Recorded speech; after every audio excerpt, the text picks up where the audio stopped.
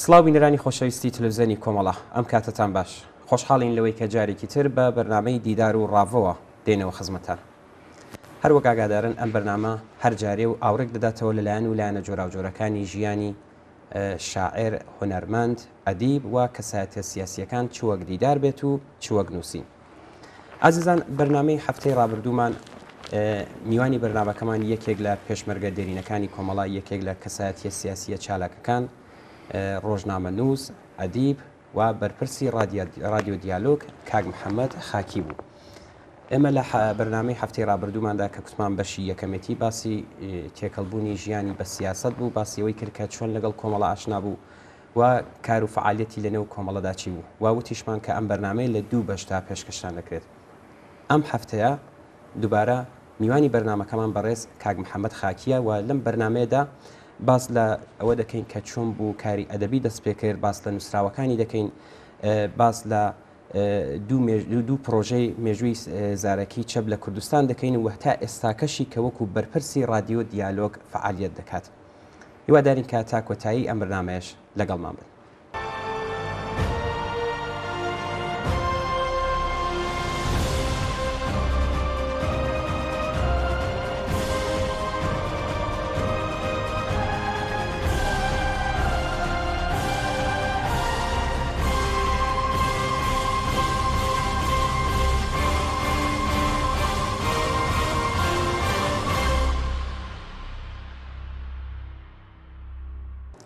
بەڕێز کاک محەممەد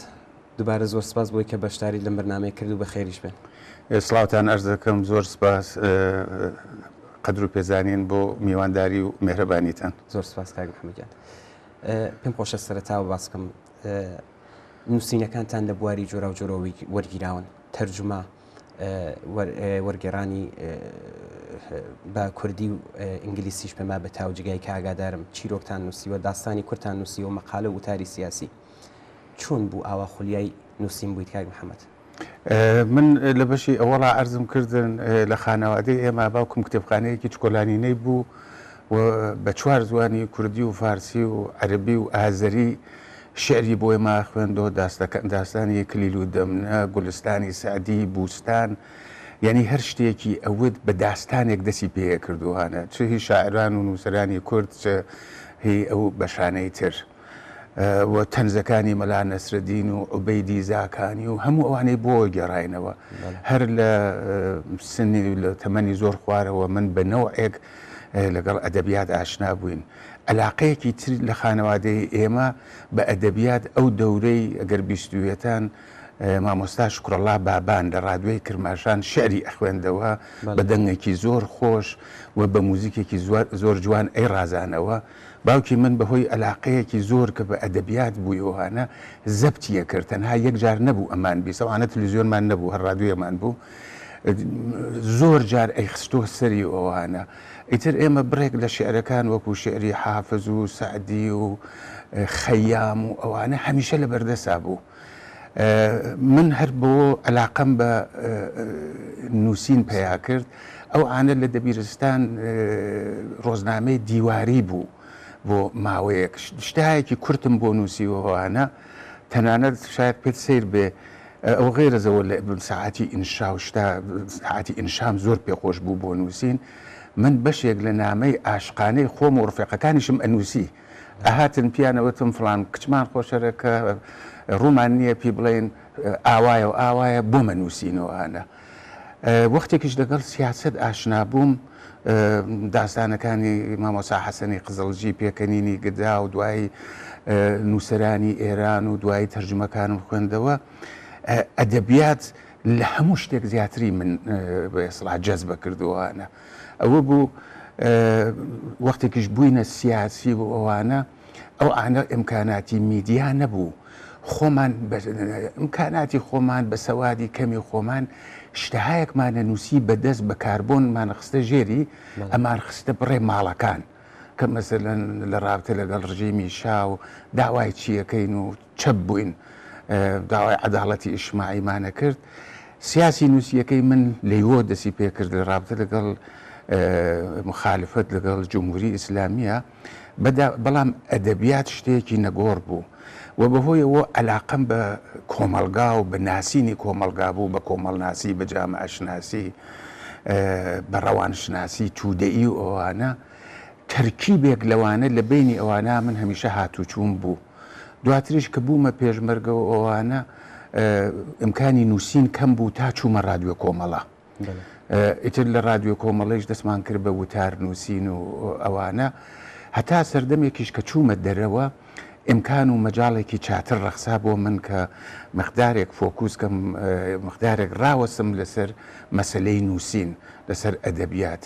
ئەوە بوو بە چڕتر دەسم کرد بە مەسلەی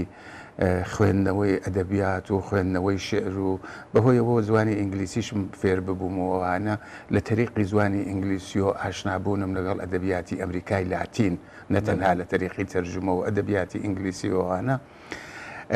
دەواازەیەکی بۆ کردمەوە، پەنجەرەیەکی زۆر گەورەتری بۆ کردمەوەوانە. ئیتر ئەو دەورە ئەدەبیاتی کوردی لە نظری خۆم کەمتر ناسرا بوو لە دەرۆی کوردستانەوەوانە. ئەوەڵین کارێک کە کردم ئاوازهای کوهی بوو، کتێبی ئاوازهای کوهی کە لە ئینگلیز چاپ بووەوە، شعری شاعرانی مەعاسرم کردە تەرجمەم کردەوە کردمە فارسی، دواتریش نووسراوە و کتێبەکانی تر بە دوایە هات. بەرحەڵ ئەدەبیات و جامعەشناسی کۆمەڵناسی دووشت بوو هەتا ئەمڕۆیش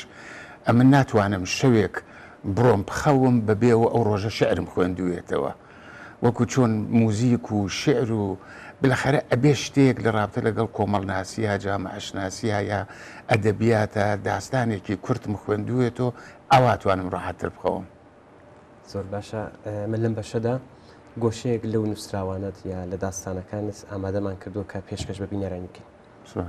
فەرموو.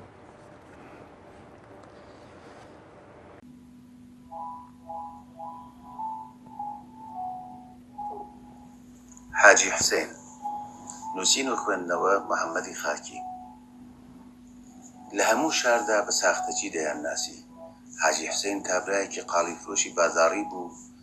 خرت و خرۆکاوی، سەرتاس و زمانلووس، ڕیشی پاک دەتاشی، وتکلۆنێکی لە خۆی ئەدا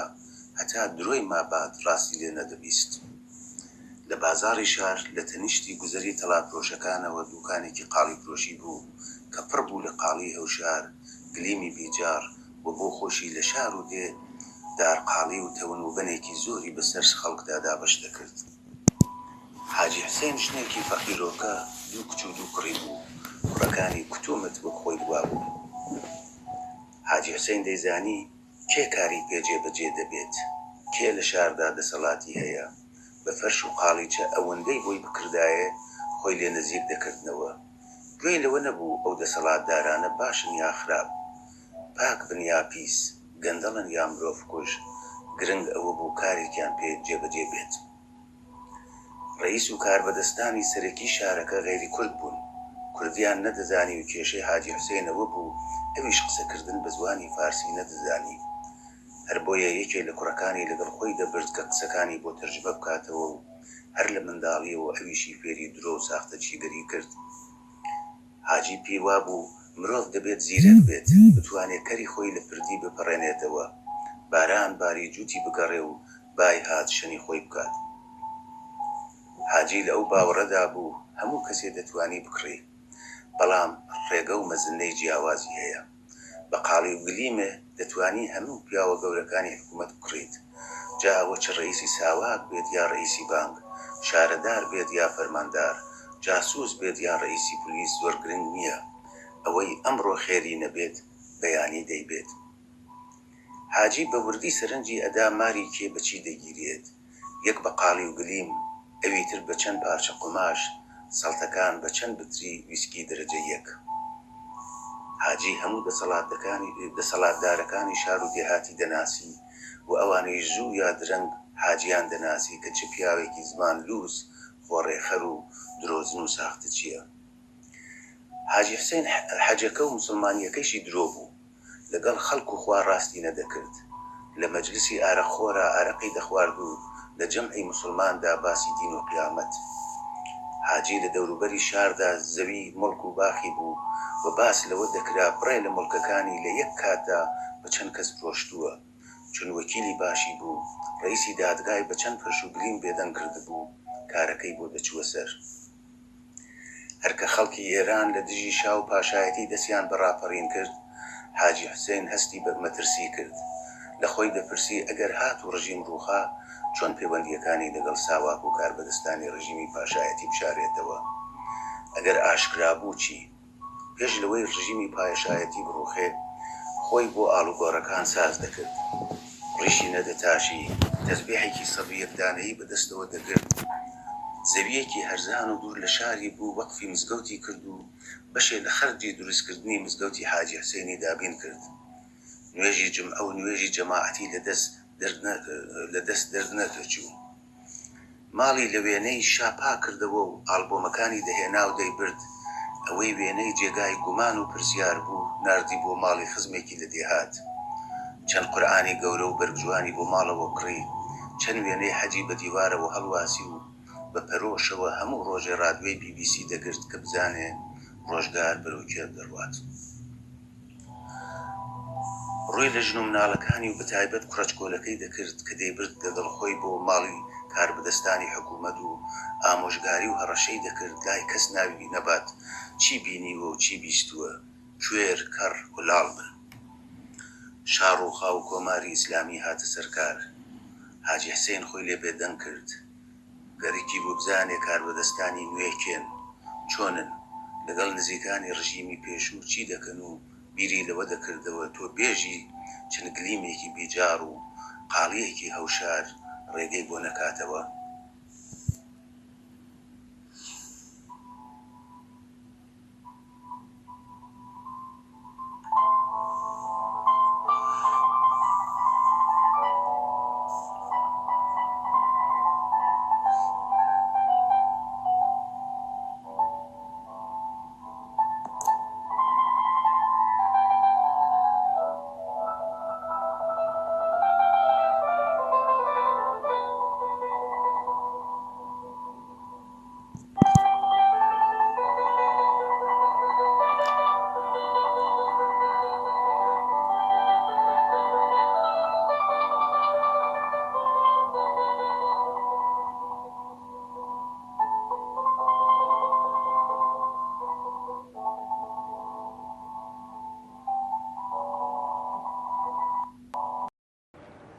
کاک محەممەد، ئەدەبیات و کۆمەڵناسی دوو حەز و عەلاقەی سەرەکی ئێوە بووە و هەشە ئێستاش. ئەو دوو چەمکە چۆن یەک دەگرنەوە بۆ من پرسیارە. ئەوەی کە عەرزم کردی ئەدەبیات ئەمن پێم وایە ئێمە هەرکمان بوو مەسەلەن دنیا بگۆڕین. فەریدونی گوڵشیری لە یەکێک لە کتێبەکانیان نووسەری مەشهوری ئێران ئێژێ ئێمە هاتین دنیا بگۆڕین، دنیامان پێ نەگۆڕا بەڵام خۆمان زۆر گۆڕاین. من زۆر عەلاقەمەند بە کارهای ئانتوان چخۆفم، نووسەری بەناوبانگی رووسیە. جارێک لیە پرسن ئێژن ئەو ڕەوانشناس بوو، لیە پرسن ئێژن ئەوە تۆ چۆنە وەختێ باسی بەقاڵێکەکەی، باسی قەساوێکەکەی، باسی معلیمێکەکەی، باسی ژنێکی خانەدارەکەی، هەموو کەسێک لە هەموو شوێنێکی دنیا پێی وایە باسی قەساوەکەی سەر خیابانی ئەوانەکە یا بەقاڵەکەی سەر ئەو ئەڵێ من 100 دانە بەقاڵ ئێرم، 100 دانە فەلا یا جووتیار ئێرم، 100 دانە کرێکار ئێرم، تێکڵاو یەکەم ئەو شتە مشتەرەکانەی و شتەکەی دانێم. ئەدەبیات احتمالاً لەگەڵ جملەی ماکسیم گورگی ئاشنا بن، دەڵێ هەدەف ڕۆیشتنە بەڵام نەبۆ پێشەوە بۆ عمق. ئەدەبیات ئەچێتە ناخی بەشەرەوە، بەشەر تەوزیحەدا. ئێمە هەرکمانە مەسەلەن ئێسێش دنیا بگۆڕین، دنیا بە ئینسانە گۆڕیێت و بۆ ناسینی ئینسان تۆ پێویستە دووسێ شت بزانی. یەکێک ڕەوانشناسی بزانی کە بزانی ئینسان چۆن بیرەکاتەوە، یعنی ناخی ئینسان چۆنە. ئەدەبیاتە کە حەز و ئارەزوەکان و شتە شاراوەکەی و دیوی ڕەشی مرۆڤ و دیوی سپی مرۆڤ، مەسەلەن ئەدەبیاتە ئەتوانێت بڵێ شکەنجەگەرێ چۆن ئەتوانێت شکەنجە بکە، پیاوکوژێ چۆن ئەتوانێت پیاوکوژێت، جاسووسێ چۆن ئەتوانێت کەسێک با بە گرتن و بە نانی گرتنەکەی خەڵک یا کوشتنی خەڵک ئەو نانە بباتە سەر سفرەکەی. یعنی چی لەم بەشەرە ئەگۆڕیێ کە کوشتنی ئینسانی کوشتنی مرۆڤی بۆ مهم نییە و ئەتوانێت خەڵک شکنجەکە ئەمە بە مەقالەیەکی سیاسی تەوزیح نادرێت ئەمە بە نووسراوەیەکی ساکاری سیاسی تەوزیح نادرێت ئەمن پێم وایە یا ئەدەبیات یا جامعشناسی و کۆمەڵشناسی ناسی ڕەنگەشت های تریش ببێت بەڵام ئەدەبیاتە کە پێتەڵێ حیوان چۆن حیوانە ئینسان چۆن ئینسانە مرۆڤ چییە مناڵ چۆن مناڵە ژن چۆن ژنە پیر چۆن پیرە یعنی چ شتێک تەنها مەسەلەن چین و چروکی پێس نییە ئەتکاتە پیر ئەو شتە دەرونیانە. کاک محەممەد بە بینە سەر ئەوەی کە چۆن چەپ شکڵی گرت پرسیارەکەم لێرەدا ئەوەیە مێژووی زارێکی چەپ چۆن شکڵی گرت وەڵام بە چ زەرورەتێکی سیاسی بوو لەو کاتەدا. ئەمن کچە چکۆلەکەم ناوی شەونەمە کچە گەورەکەشم لازمە ئەوە بڵێم ناوی ئالانە لە بیمارستانی کۆمەڵە لە بەدەستی دوکتور و پەرستاری کۆمەڵە لە دایک بوو لە ئاوایی و زمان. کچە چکۆلەکەمەوە ئانە تاریخی خوێن دەورەی لیسانسی بوو زۆر علاقەتیش کوردستانی نەدیوە هەمیشە پرسیاری ئەکرد بە منە و باوە فلانشت لە کوردستان چۆنە و ئەوی تر چۆنە من خۆم جواوم نەبوو لەباری مێژووییەوە چەند دۆست و ئاشنا و هاوڕێی مێژوو ناسم هەیەوانە تەلێفۆن مەکرد پرسیار مەکردووەوانە بەڵام مەخەز و شتم بۆ پێیان نابوو لەسەر مێژووی کوردستان وە بە تایبەت بۆ خۆشم چون لە بەشی چەپا کارم کردبوو ئەوانە هەر بە کولی باری مێژووی و زۆر خەلە و خاڵی بوون بوو ئەوانە لەباری چەپی شت زۆر کەم بوو و ئیشم زانی ئەگەر ئێمە مێژووی خۆمان نەنووسین مێژوومان بۆ نووسن یعنی مێژووەکە ئەگۆڕن ئەوە بوو کە من وەختێ تماشای تاریخی ملەتەکان مەکرد تاریخی حتا خەڵکانی دراوسێمان کرد تاریخی شەفاهی یا تاریخی زارەکی لە زۆر ملەتا بوو بەڵام من لە کوردستان نەمدی بوو ئەوەی من گەڕابووم بە دوایە لەیرا و لەوێ شتایەکی پەراکەندە بوو بەڵام وەکو پرۆژەیە کە کاری بۆ بکەن و بێن لەگەڵ خەڵک قسە بکەن و ئەو تەجروبانە مەکتوب بکەن بینووسن زەبتی کەنوانە و دواتر بێتە کتێب نەبوو من بە ئیمکاناتێکی زۆر کەمەوە وەختی ئەمزانی ئێمە ئەم تاریخە پێویستە و تماشای ئەو فعالینی سیاسی ئەکرد کە ئێمە لە مێژووی زارێکی چەپە من وڵاتهای جۆرا و جۆر ڕۆیشتم هەر لە کاناداوە تا تەواوی ئوروپا تا تورکیە تا کونێم کوردستانی باشوورە لەگەڵ نزیکەی هەشتا کەس ژن و پیا و لەگەڵ لە 9 حیزبی سیاسی قسەم کرد من بەو نەتیجە گەیشتە بوو نەسڵی ئێمە کەمی شت نووسیە تەجروبەی خۆی وەکو بیۆگرافی وەکو شەرحی حاڵ و ئەوانە یا بە دەلیلی ئەوە لە زیندانا بووە یا پێشمەرگە بووە ئەوانە یا ئەهمیەتەکەی ڕەنگە دەرک نەکردووی ئەوانە یا یاداشتەکانی گوم بوو بێت مەسەلەن من بۆ خۆم یاداشتم بوو ئەیان شاردەوە لە بەرەوە نەکەوێتە دەست دەوڵەت یاداشتەکانم چەند جار سووتێنرا ئەیان خستە گۆژەی ئەم دیوار و ئەو دیوار باوەڕ ناکەی من نووسراوەم بوو وەختێ دیمەوە نیوەی مشت خواردبووی باشە دێ خەڵکی تریش ئەمزانی وایە ئەوە بوو وتم تا خەڵکەکە بەخۆشیەوە لە ژیانان هەتا کوونێ بیرەوەرەکانیان هێشتا تیژە و کارەکە و ئەوانە من ئەم دووربینە ببم وڵات بە وڵات بیگێڕم بێژم تەجروبەتان چی بوو تەجروبەکەش شتەکەش ئەوە بوو وەختێ من مەسەلەن بڵێم لەگەڵ کاگیوسپی ئاردەڵان بەسەن چەند نمونەیەک بێرم لەگەڵ کاکاشمی کەریمی لە بانە کاگیوسپی ئاردەڵان لە سنە کاگەدەی بیگلەری لە سنە یا کاکەنوەری سوڵتانی لە بۆکان وەختی قسەمە کرد تاریخی ئەوان یا فاتحی شێخ الئیسلامی تاریخی ئەوان تاریخی شاری مەریوان و بانە و بۆکان و سابلاغ بوو یعنی وەختێکیان ئەوت کە هێشتا مەدرسە نەبوو هێشتا دەبیرستان نەبوو هێشتا جادە نەکێشرا بوو و مبارزاتێکە بوو ئەوانە ئەمانە بەخۆشیەوە ئێمە توانیمان زەبتی کەین حەدی ئەقل ئێستا ئێمە بە دەنگی خۆیان بە ڕەنگی خۆیان بە تەسویری خۆیان ئێمە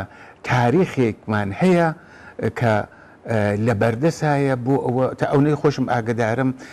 بازە شوێنێکی دانشگاهی و بازە شوێنێکە کاری لێکۆڵینەوە تاقیقەکەن کۆیان کردێتەوە خەریکن لەسەری کارەکەن یعنی مەوادە خامێکەیە کە ئەگەر کەسێک کەرێکێتی تاریخی ئەو دەورە بنووسێت تاریخی مەسەرەن بڵێن نیو قەرن 50 ساڵی ڕابردوو بنووسێ ئەمە بەشێکە بە ئێزاپەی ئەو شتانەی کە خەڵکانی تریش کردویانە مەجموعەی ئەم مەوادە خامە کۆکرێتەوە شتێکی لێ پێ. کاک محەممەد باس لەوەش باس شێوەکارەکانی خۆتان کرد و باست کرد لەگەڵ چەند کەس و هەتا چەندە حیزبیش و توێشتان کردووە. پرسیارەکەم ئەیە ئەوی توێژانە چاپ دەکرێن بە کتێب بەخۆشیەوە بڕێکی دەست پێکراوە مەسەلەن هی کاگێدەی بیگلەری کاگوسپی ئاردەڵان کاکفاتحی کاکچاوە جارێکیان تەلیفۆنی بۆ کردموانە وتی خۆم خەریکمدایە بەزێنموانە کراوە بەڵام ئەوەی من ئاگدارم سەرەتاکەیەتی کەسێک دووسێ کەس لوتفیان کرد دەستیان پێکرد بوو بەڵام ئەوە کاری نەهادێکە بیکا بەڕاستی چون ئیمکاناتێکی هەرەکە بۆ دابەزینی ئەوە و دواتریش بەڵکو وەکو کتێب چاپ بێت. هیوادارم. کاک محەممەد بابینە سەر رادیۆ دیالۆگ پێم خۆشە بزانم بیرۆکەی رادیۆ دیالۆگ چۆن گەڵاڵە بوو. رادیۆ دیالۆگ لە دڵی مێژووی زارێکی چەپ و هاتە دەرەوە. ئەمن وەختی لەگەڵ ئەو خەڵکانە قسەمە کرد چون وڵات زۆر گەڕابووم من لە سوئێد ژیاوم لە ئوسترالیا ژیاوم لەم کوردستانە ژیاوم لە باشوور لە ئێرانە ژیاوم لە سوئێد ژیاوم خەڵکێکی زۆرم دیەوە سەفرم زۆر کردووە من ئەمدی کەسانێک ڕئیس جمهور و نخست وەزیری وڵاتێکن کە ئەو ڕفێقانەی ئێمە ئەو کەسانەی کە ئێمە ئەیان ناسین و قسەیان لەگەڵەکەین زۆر لەوانە تواناترن لە نخست وەزیر و ڕئیس جمهوری ئەم وڵات و ئەو وڵات تواناترن ئەوە بوو کە وەختێ من لەگەڵ ئەمان قسەمە کرد زۆر کەسەی بوو ئەمانە تەنها ڕابردوو نین تەنها گوزەشتە نین قسەیان بۆ ئێسە و بۆ داهاتوش هەیە ئەمە لایەکی قەزیەکە بۆچی تەنها هەر مێژوو بێ بۆچی شتی ئێسە و ڕووبە داهاتوو نەبێەوەوانە ئەمە لایەکی قەزیەکە بوو لایەکیشی سەپەر هەزینەی زۆر بوو ئەمە وەکو کارێکی شخصی من ئەم کرد چوو بۆ ئەم وڵات و ئەو وڵات هۆتێلگرتن خەرجی تیارە ئەملا مانەوە من بە زۆری لە ماڵ ڕفێقا ئەمامۆ لە وڵاتەکان بەزام لە بەعزە وڵاتێک بۆ من وا باشتر بوو بچمە هۆتێلێکوانە ئەوە بوو کە ئەم هەزینەش بە منی تر تەمین ناکرا ئەم هاتوو چووە و گران بوو بەڕاستی ئەم پێش لەم نەخۆشینی کۆڕۆنا و شتیش پێش بێ کە سەفەر کەمێک مشکل بێ ئەوە بوو بە من پێشنەهادیان کرد لە ڕێگەهای جۆرا و جۆرەوە کە شتێ بکەین وەکو رادیۆ دیالۆگ بۆ خۆتەزانی لە کوردستان لای ئێمە و لە زۆر شوێن میدیا سێ بەشە یا میدیای حکوومەتیە یا میدیای حزبیە یا میدیای مستەقل و سربەخۆیە ئەو بەشەی کە میدیایەکە حزبی نییە ئەوە سربەخۆیە لەم جۆرە وڵاتانە زۆر زۆر زەعیفە زۆر کزە میدیاکە یا هی دەوڵەتە یا هی حزبە بەشی خصوصی یا بەشی مستەقل شتێکی وای بەدەستەوە نییە ئەوە بوو ئێمە بە ئیمکاناتێکی زۆر کەمەوە دەستمان پێکرد ئەوەڵین شتێکە ناونانی بوو ئێمە باسمان کرد لە سوسیال میدیا هەرێکمانە ناوی رادیۆیەکدا بنین زیاتر لە 100 کەس بەڕاستی لە 100 کەس ناویان پێشنهادەکرد هیوا بوو سێ چوار ناوی پێشنهادەکردووانە ئێمە ناوەکەمان هەڵبژارد دوایی ڕفێقێک منها یەک کەس هەموو کەسێک بە خۆبەخش و بە مێهرەبانی و بە دڵسۆزی کاری کردووە و لە وەختی خۆی دایناوە بۆ ئەو دوو پرۆژە منها یەک کەس کە ئێمە ناچار بووین پۆڵێک بدەین لە سەفەرێک لەگەڵ من هات بۆ سوئێت ئێمە 17 بەرنامەمان ئیجرا کرد باقی هەموو خۆبەخش بووە کەس پەناوایە پۆڵی وەرنەگرتووە هیچ شتێکیشمان ئێمە بە کەسێک نەداوەوانە هەموو کەسێک بە ئیمکاناتی خۆیەوە کردیەتی ڕفێقێک بە مێهرەبانیەوە سایتەکەی دروست کرد هەروە ڕفێقێکی تر کە بە مێهرەبانی و سایتەکەی بۆ مێژووی زارەکی چەپ دروست کرد بوو یا ڕفێقایەک یا هاوڕێیانە یا ئازیزانێک کاری ئیدیت و زەبت و ئەوانەیانە کرد رادیۆ دیالۆگ وەختی دەستی بەکار کرد ئێمە کارە مقدمەکانیان کرد بەخۆشیەوە من لەگەڵ دوو ڕفێق ئاشنا بووم کە زۆر لێ هاتوو بوون زۆر دڵسۆز بوون رادیۆ دیالۆگ من های 15 بەرنامەی رادیۆ دیالۆگ هەموو کارە فەنیەکانی ئەو ڕفێقە ئازیزەی ئێمە کردی کە واقعەن دەستڕەنگینە و من لێرەوە زۆر زۆر سپاسیانەکەمەوەوانە ئەوەیە بیرۆکەی رادیۆ دیالۆگ ئاوا هات کە کارێ بکەین کە کلێنێک پڕکەینەوە ئەو شتانەی کە لە عمدەتەن لە میدیای حزبیە بە دەلایلێ کەم ئەبیسرێ و ئەبینرێ یا لە میدیای دەوڵەتیا هەر نابینرێ بتوانین بەشی مستەقل دەستی ئاوەڵاترە مەسەلەن کەسێکە لە ناوە بێ ڕەنگە زۆر بە ئاسانی نەتوانێت لەگەڵ میدیایەکی حزبیە وەکو میدیا ئێوە قسە بکە ڕەنگە بەڵام بۆ رادیۆیەکی مستەقل دەست ئاوەڵاترە کراوەترەوەوانە هەلێکمانزانی رادیۆ دیالۆگماندانە. کاک محەممەد پێم خۆشە زیاتر بزانم رادیۆ دیالۆگ چۆن کار دەکات ئەو هەموو خەڵکە پسپۆرە چۆن دەدۆزنەوە ئێوە و چۆن قانعیان دەکەن کە وتوێش بن. بە نەزەری من خەڵک ئاعتمادیان کرد بە رادیۆ دیالۆگ و لێرۆ زۆر سپاسیانەکەم کە پێزانی نەجێ قەدردانیەکەەوە ئەتمادەیان کردووانە بەهۆی پەیامهایەکی زۆرۆ کە ئەهاتە دەستمان هێشتا دێوەوانە و کاردانەوەکەی لە ناو خەڵکە بەشێکی ئێمە ئەزانی چۆنە بەنی تەزبێحێک لە نەزەرا بگرە بەنێکی تەزبێح ببینە کە چۆنەچێ بەناو دنکەکانە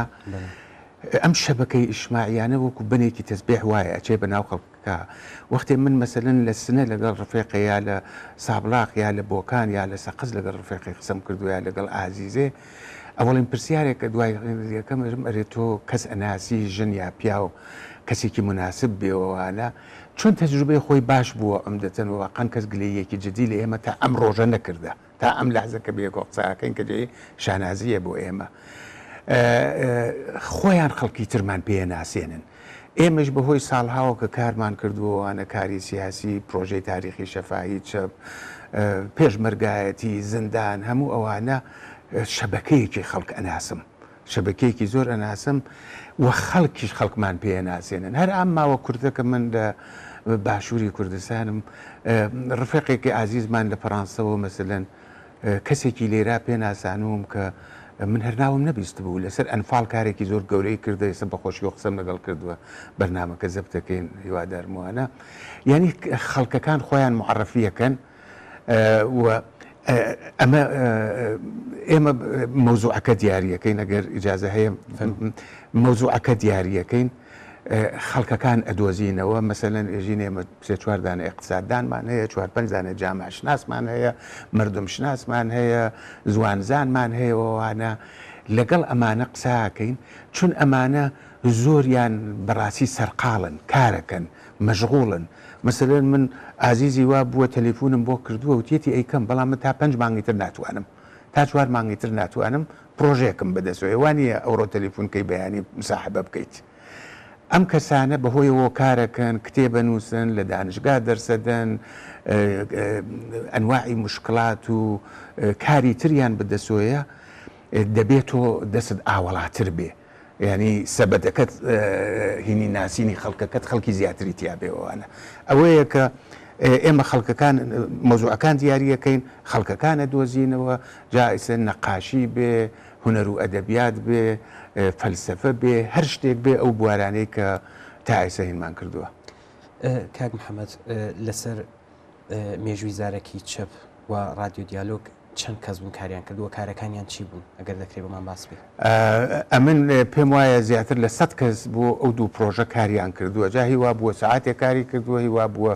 ساڵێک کاری کردووە 2 ساڵ کاری کردووەوانە و ڕفێقی وایش بووە لە ئەوڵی مێژووی زارەکی کوردستانەوە تا ئەم لەحزەکە بۆ یەکۆ قساکەین تیا بووە تا ئەم لەحزەکە قساکەینوانە ئەوەیە کە نزیکەی 100 کەسێک کاریان کردووە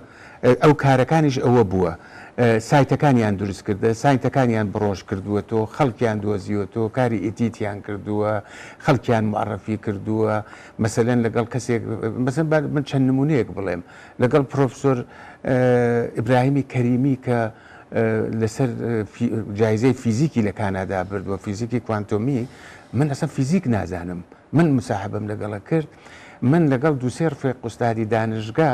کە یەکیان لوتفی کرد کارەکانی هەماهنگ کرد لەگەڵ ئەو قسەم کردووە یەکێ لە باشترین دانشگاها لە ئینگلیسا دەرسەدا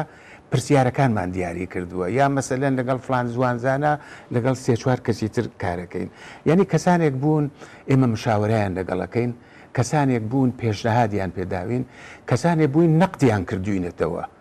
هاتوون نەقدیان کردوینێتەوە تیانە ئاوا بێت ئاوا بێ ئاوا بێەوەوانە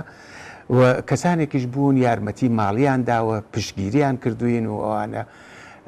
ئەتوانم بڵێم مەسەن تەنها لە جەمعێکە ئێمە هەرکمان بوو رادیۆ دیالۆگ ناوی بنووسین لە وڵاتی سوئێد لە شارێک نزیکەی جەمعێک نازانم دقیقەن چەند کەسن 50 کەسن یا 100 کەسن لوتفیان کرد کارێکی زۆریان کرد کە ئێمە بتوانین کۆمەکێکی ماڵی لە دەوڵەتی سوئێد وەربگرین بەداخەوە جاری هەوڵ ڕەدیان کردووە ئێستا بێت دەورێکی تر ئەو کارە بکەین بەهۆی شکالاتێکی تەکنیکی و ئەوانەوە یعنی تەنها حتا بۆ یارمەتیەکەی من های ئەو یارمەتیانەی کە ئەخیرەن داوامان کرد و کردویانە لە یەک شار زیاتر لە 50 کەس یارمەتیان داوین. کاک محەممەد هەزینە و خەرجی ئەو دوو پرۆژەی کالان باست کرد چۆن نابین کراوە من ئەگەر بە خودستایی نەبێت بەشی هەرە زۆری ینی نزیک بە تەواویەکەی من خۆم تەمینم کردووە من های ئەم جاری ئاخرە کە ئێمە لە رادیۆ دیالۆگ داوای هینمان کردووانە ئێمە تا ئەم لەحزە تا نیو سعات پێش لەوە کە من بێم بۆ ئێرات ماشامان کردووە ئێمە 2350 پۆند یارمەتیمان کۆ کردێتەوە لە چەندین وڵاتی ئوروپایی کولی یارمەتیە کە ئێمە کۆمان کردێتەوە 2340 پۆندە کە بۆ ڕەجسترەکەی ئێمە 330 پۆندمان فقەتدا بە حسابدار هەرکمە ئەوە بڵێم بەخۆشیەوە ئیمکانی بوو بۆ خۆمان ئەو هەزینە تەمینکەین و لەوە لای شۆهر ئەو بانگەوازە تکرارەکەینەوە کێشەیەکی تکنیکیشی پێشات ڕفێقی ئێمە لە کانادا مەسەلەن وەختی چەندین کەس لە کانادا هینیان کردووە وتیانە ناردنی پوڵەکە هەزینەی ناردنەکەی لە ئەو پوڵەی کە بۆتانە نێرین زیاترە ئەبێ ڕێگەهایەک بدۆزینەوە کەسانێک دابنین لە وڵاتای جۆرا و جۆر هینی بکەن با لێراشە بۆ ئەوەڵین جار بڵێم بەڕاستی من لە رادیۆ دیالۆگ و رادیۆ دیالۆگ بە بەشی خۆمان یەک دنیا مەمنونی کۆمەڵە سازمانی کوردستانی حزبی کۆمونیستی ئێرانین کە تەنها حزبێک بووە تەنها حزبێک بووە لە هەموو دنیادا نەهەر لە کوردستانە بە هەموو شێوەیەک یارمەتی ئێمەی داوە و واقعاً سپاسیانەکەین. کاک محەممەد وەزئی میدیا حکوومەتیەکان لەگەڵ میدیا حزبیەکان و میدیای مستەقل و سەر بەخۆ چۆنە ببرە تواجارێکتر وەزیانی جیاوازیەکانیان وەزئیەتیان میدیا حکوومەتیەکان لەگەڵ میدیا حزبیەکان لەگەڵ میدیای مستەقل و سەر بەخۆ چییە؟ والله میدیای حکوومەتی دابنین مثلا جمهوری ئیسلامیە حکوومەت لە حکوومەتێک و تا حکوومەتێک فەرقەکە مثلا BBC میدیایەکە کە بەنەوعێک دەوڵەتیە هەزینەکەی دەوڵەتەیە لە پۆڵی ئەم هینی تلویزیۆن کە ماڵان وەریەگرنوانە دابینە بێت بەڵام دەرەجەیەک لە ئەستەقلالی هەیە ئەتوانێت کارکە بەڵام مەسەلەن لە وڵاتێکی وەکو ئێران سەدا و سیما بەشێک لە تەبلیغات و پرۆپاگەندەی بەشی ئەمنیەتی و بەشی نظامیە یعنی دەوڵەتمان هەیە تا دەوڵەت ئەوە وەلایەک حزبیش هەیە حزب هەروە حزب هەیە زۆر قونجاوە زۆر بەستەیە یعنی دەنگی ئازاد یا دەنگی خارج لە چوارچێوەکەی خۆی زۆری تیا نابیسرێ حزبیش هەیە بۆ نمونە من عەرزم کردی ئێمە ڕەنگە زۆر شتمان باس کردووێ بەدڵی کۆمەڵە نەبێت بەڵام بەڕاستی کۆمەڵە یارمەتی ئێمەیدا حزب هەیە جیکەڵانی هەیە حزب هەیە جیکەڵانی نییە بەشی مستەقلیش بەهەرحاڵ بەداخەوە کەمە هیوادارم ئەو ئێمە بتوانین لە کوردستان شەبکەیەک دروستکەین من بە بەشی خۆم بۆ کەسێک کە ساڵا لە میدیا کارم کردە واقعاً پێم خۆشە داوت کەم لەو کەسانە بێن دەستی پێ بکەن مشکڵ نییە ئەکرێ ئێستا بەهۆی ئەم سوسیال میدیاوە کەسێک فەلا باشە ناسێ با ڕادوەیەک لە ڕابطە لەگەڵ فەلا و جوتیاری و کشت و کاڵادا بنێ یەکێ وەرزش چاکەزانێ یەکێ لەسەر ئێعتیاد کاری کردووە یەکێ لەسەر مەسلەی ژنان یەکێ لەسەر مەسلەی ژینگە یەکێک لەسەر مەسایلی ئابووری یەکێک لەسەر مەسایلی جەهانی و حقوقی بەشەر و زیندانی سیاسی حیفە ئێمە ئەم شەبەکەمان نەبێ ئەم شەبەکەی رادیۆ سایت و ئەمانە هینکەین ڕەبتی بین بە یەکەوە و بتوانین چەپی جامعە بەشی عەداڵەتخواهی جامعەی پێ تەقویەتکەین. ئەم سوسیال میدیای ئێستا ئەم ئیمکاناتەی بە ئێمە داوە وە بەخۆشیەوە. من ئێستا هەر لە عێراقە لە ناو پێشمەرگام ئەم ماوە ئەبینم چه ئێستعدادهایەک هەیە، یعنی ئەم جوانانە چه ئێستعدادایەکیان هەیە و هەر یەک لەمانە خۆیان نتوانن ڕادیۆیەک دابنێن، خۆیان نتوانن کارێ بکەن، هەم بەشە فەنیەکەی کەن، هەم بەشی تەولیدەکەی بکەن وانە. ئەمن پێم وایە ئەم جێگە خاڵیە، ئەبێ حەولێکی بۆ بدەین شەبەکەیەک دروستکەین. شەبەکەیەک لە ڕادیۆ مەسەلەن ئەگەر بڵێن خانمێک لە ماڵۆ ژنی خانەدارە لە ماڵۆ کارەکە دەنگ بتوانێت لە ئانێکا کە کاری ماڵەکە ڕادیۆیەک بێ گوێشل بکات. ئەگەر کەسێک لەسەر تاکسی کارەکە، ئەگەر کەسێک لەسەر تراکتۆرەکەی کارەکە بتوانێت لەسەر مەسائلەکەی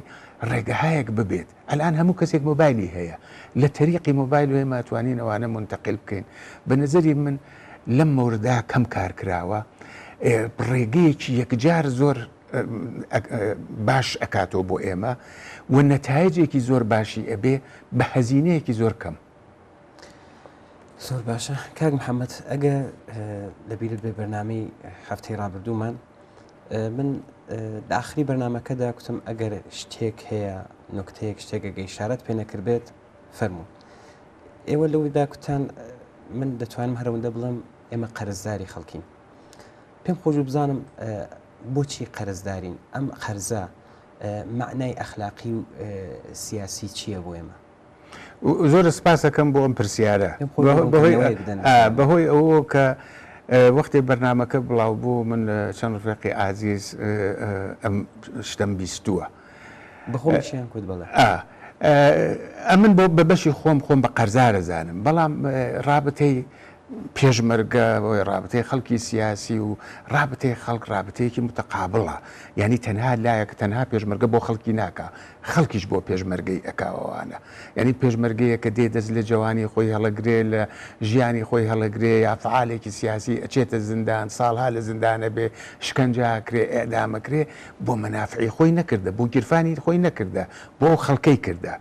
ئەو خەڵکەیش بنەوعێ بەمان قەرزارن، مەدیونن. ئەمانە پێشڕە و پێشقەراوڵ و ئاوەنگاردی و جامعە بوون وانە. قسەکەی من ئەوە بوو کە ئێمە مەسەلەن هەر نمونەیەم باشووری کوردستانە، یا نمونەی وڵاتهای تر، ئەتیۆپی، ئەو شوێنانەی کە ئریترە، نازانم فلان شوێن، ئێمە ئەبینین کەسانێک بوون، سیاسی هایەک بوون لە فلستین، حتا کەسانێک بوون خەڵک ڕەنجێکی زۆری کێشاوە بۆ ئەوان، زەحمەتێکی زۆری کێشاوە بۆ ئەوان، وەختی دێنە سەرکار لە بیریانە چێتەوە کە ئەمان نەنانیان بوون، ئاویان بوون، نەکەوشیان بوو، نە دەوایان بوو، جێخەویان بووەوانە. خەڵک لە خواردنی خۆی بۆ ئەوانی کردەوە. ئێستا تۆ گەیشتی بە دەسەڵات وەختی ئەوەیە بیەیتەوە. شتێکت ئەگەر لە بیر بێت هەموو کەسێک ئەیوت دیگەران کاشتن و ما خوردی مۆمامی کاریم دیگەران بیخۆن وانە. ئەو خەڵکە بۆ ئێمەیان کرد، ئێمەش بێ بۆ ئەوان بکەین. من ئەوەت عەرزەکەم خەڵکێکی زۆر و بە تایبەت لە مەناتیقێکا کە پێشمەرگەی تیا بوو، ئێستا ئەمە بەشی پێشمەرگەیە. من خەڵکە ناسم کەوتێتە زیندان، خەڵکەکە بە چنگ و دییان لە خانەوادەکەی دفاعکەن، خانەوادەی شەهید. من خەڵکە ناسم خانەوادەی شەهید بووە، وەختێک چوەتە بازار کەسەکەی بە منی وتە و تێتی شتەکەی بەدیوە قیمەت پێداوم، قازانج و سوودی لێ نەبردەوەوانە. خەڵک بۆ خانەوادەی شەهیدیەکەن، بۆ زیندانی سیاسیەکەن، بۆ پێشمەرگەی ئەەکەن، بۆ تەبعیدی سیاسیەکەن. با من یەک شتت ئەرزکەم، من بەهۆیەوە کە ناتوانم بڕۆمەوە بۆ ئێران و کوردستان، باوکو دایکم کە فەوتیان کرد، خۆ من نەمەتوانی لەوێ بم. ڕفێقای من بە من تەلیفۆنیان بۆ من کردە، تیانە وابزانە خۆت لێرای. دیارە من بۆ خەڵکە قەرزارم، دیارە من بۆ خەڵکە قەرزارم و پێم وایە ئەمە شتێکی دوو تەرەفەیە. هەم خەڵک بە نسبەتی پێشمەرگە و زیندانی سیاسی و فعالی سیاسی و تەبعیدی سیاسی و هەم ئەمانەیش بە نسبەتی خەڵکەکە، چون بەبێ ئەو ئیمکاناتە بێ ئەو یارمەتیانە ئێمە نەمانەتوانی. ئەو جملەی مەشهوری ماوە ماسی و ئاو خەڵک دەریایەکە و مبارزش ماسیەکە، بەڕاستی وا بووە ئێمە بێ خەڵکەکە نەمانەتوانی هەناسە کێشی، بێ خەڵکەکە نەماتوانی بژین، دێ قەدردانی ئەو فەزای. کاک محەممەد هەر لەو بارەدا من زۆر نە بە تعدادی مثلەن بە تعدادی زۆر ژێمە کەسمان بووە لەو کاتێک کە ئەوە خت لە سەرمەرز بوون منداڵیان بووە دوای 16 ساڵ دوای 15 ساڵ کەسمان بۆ دوای 10 ساڵ منداڵەکەی دیوە ئێستاش تکەستایە مەسەلەن نەیتوانیوە ئەو ارتباتی دایک و باوکانە کە دەبێت لە بینی منداڵدا بەرقەرار بێت لەزومێ پێشمەرگەکانیش ئەم کاریان کردووە ما بۆ نمونە بۆ خۆ چەند کەسێکی ئەمن کچەکەی خۆم ئالان وەختێ لە وزمان لە دایک بوو چون هەم دایکی پێشمەرگەی کۆمەڵە بوو هەم باوکی و شرایەتەکەی زۆر ناخۆش و نائەمن و ئەوانە بوو ئێمە ناچار بووین بینێرینەوە من وەکو ئایسە لە بیرمە دووسیشمە تەسەور کە باوکو دایکێ مناڵەکەی دووسێ ڕۆژە لەو سەرما ئەنێرێتەوە ئەمن یەک جار دوو جار بەدزیەوە بۆ نیو سعاتێ بۆ سعاتێک ئالانی کچمم دی ئالان بە یادی شەید عەلی برامەوە کە لە ئالان سەردەشبوو ناومان نە ئالانم لەوێ دی 16 ساڵ دواتر کچەکەی من ئالان هات بۆ تورکیا بە قاچاق بیهێرم بۆ ئەوروپا خانمێکم تەحویڵ گرت من مناڵێکی ساوای شیرەخۆرەی دووسێ ڕۆژەم بەجێهێشت 16 ساڵە من مناڵەکەی خۆمم هین کرد ئەوە تەنها من نەبووم بەشێ لەو ڕفێقانی ئێمە ئەو کارەیان کردووە ئەو وەختەش وەکو ئێسە نەبوو ئەمن بتوانم تەلەیفۆنی قسەی لەگەڵکەم من بتوانم نامەی بۆ بنووسم من بتوانم ئەو کارانەکەم تەلەیفۆن زۆر زۆر گران بوو ئێمەش تازە چی بووینە ئەوروپا ئەو دەورەی کە پێشمەرگە بووینە سەر خۆم ئێمە بە ساڵ و 2 ساڵ و 3 ساڵ ڕابەتەمان لەگەڵ خانەوادەمانە نەبوو وەختێ هاتیینە ئەیرا ئەو ئیمکاناتە نەبوو وەختێ چوینیشە ئەوروپا ئەم سوسیال میدیا نەبوو تەلەیفۆنیش زۆر گران بوو تەلەیفۆنیشمان نەبوو لە ماڵا مەسەلەنەوەوانە لە ماڵ ئێمە نەبوو لە ماڵ باوکو دایکیەکەی بوو ئەوانە باوە گەورە و دایە گەورەیان کرد ئالانی کچی من تا 4 ساڵ 5 ساڵ نەیەزانی باوکو دایکی کێیە هەر پیوا بوو باوە گەورە و دایە گەورە باوکو دایکێتی ئێسەیش بە باوە گەورەی ئێژێ باوە بەدایە گەورەی ێژێ دایە یعنی دوای ئەو هەموو ساڵە ئەمانە نمونەهایەکن کە خەڵک بۆ ئێمەیان کرد جاو خەڵکە چه خانەوادە بێت ئێمە مەدیونین پیان چه خەڵکێکی نەناس بێ ئەمن خەڵکە ناسم نەناس بووە مناڵی پێشمەرگەی گەورە کردووە ئەو ئانەیش مشکل بوو ئیتلاعات کێشەی دروستە کرد زۆر سپاس کاک محەممەد بۆ ڕوونکردنەوەشت و زۆر سپاس بۆی کە لەم بەرنامەش بەشداریت کرد لە کۆتاییشدا ئەگەر بۆ خۆت ئەزانی شتێک کە نەوتراوە باسی بکەی فەرموو والله زۆر هەردوو بەشی بەرنامەکەدا کە هەم زۆر مەمنونم زۆرتان سپاسەکەم پێم وابێ هەموو شتێکمان باس کردووە جارێکی تر واقعاً قەدردان و سپاسگوزاری هەموو مهرەبانی و پشتیوانیەکانتانم زۆر سپاس کاک محەممەد دووبارە سپاس دەکەین بۆ بەشداریت و خۆش بیت.